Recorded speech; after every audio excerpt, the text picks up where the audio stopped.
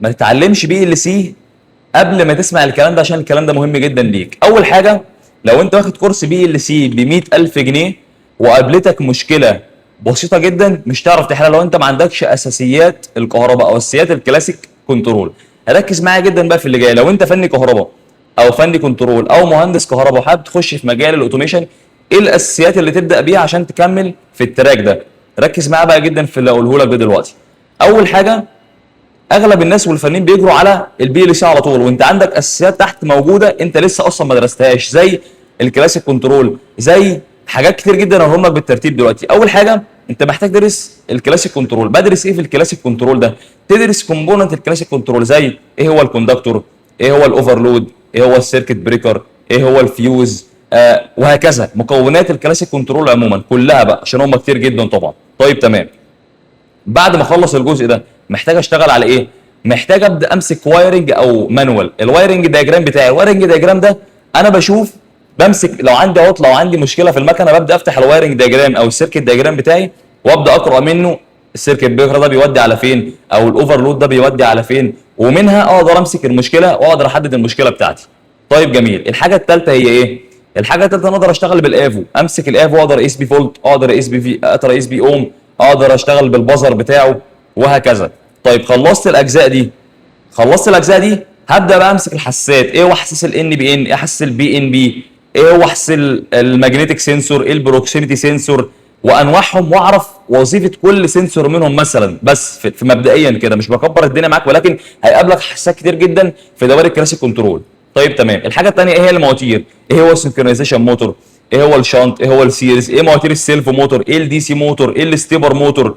المواتير عباره عن ايه؟ كفكره عامه، بفتح نطاقك للفكره العامه انك تفهم الاساسيات اللي انت تبدا بيها. بنخش على البي ال سي. ثالث حاجه، ايه هو الانفرتر؟ بيشتغل ازاي الانفرتر؟ بستخدمه في ايه بالظبط في الدايره، وبحتاجه في ايه بالظبط في الدوائر عندي. طيب تمام. بعد كده ابدا اخش بقى على البي ال سي. انت كده جاهز للبي ال سي خلاص. طيب انا يا هندسه جاهز للبي ال سي دلوقتي، هدرس ايه بقى اصلا في البي ال سي ده؟ ركز معايا بقى جدا في الهولوج ده. البي ال سي انت عندك بيتقسم لجزئين، جزء بتدرس فيه حاجات الديجيتال كلها، وجزء فيه الانالوج كله. طيب انا عندي الديجيتال ده بدرس فيه ايه؟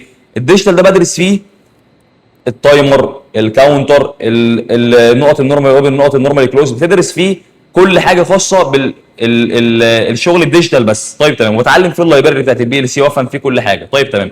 بعد كده بسكيب بقى على الانالوج على طول. الانالوج اللي هي سنسورات التمبريتشر، سنسور البريشر، سنسور ليفل، سنسور الهيوميديتي. السنسورات اللي هي بتشتغل بالكامل انالوج، عشان دي بيكون فيها افكار شويه معادلات وشويه كالكوليشنز كبيره كده. طيب خلاص خلصت الاثنين دول، ابدا اروح بقى لمين؟ هروح للاتش ام اي بقى. الاتش ام اي اللي هي الهيومن انترفيس ماشين.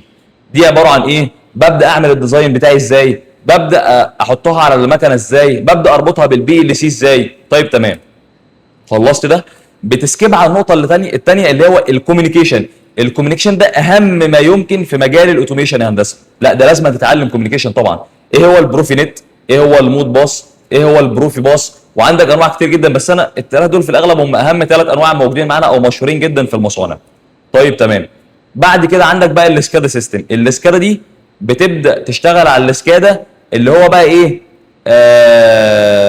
اختصار اسكادا سوبرفايزر كنترول اند داتا اكوزيشن.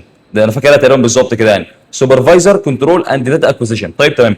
الاسكادا دي بقى انت قاعد في الكنترول بتاعتك، بنسميها الكنترول روم، واقدر اشوف المصنع كله عندي عن طريق البي سي بتاعي اللي في الكنترول روم ده. اقدر اشوف منه المصنع كله، اقدر احدد ايه اللي اشتغل، ايه اللي فاصل، اقدر احدد ايه الحاجه اللي عندي مثلا شغاله دلوقتي في الوقت الحالي، انتجت ايه النهارده، عندي الخط دوت اشتغل بنسبه افشنسي قد ايه، بكواليتي قد ايه، وهكذا. وعايزني اقول لك عايزك بقى تبدا بانهي جزء بالظبط فيهم، وهياخد منك وقت قد ايه.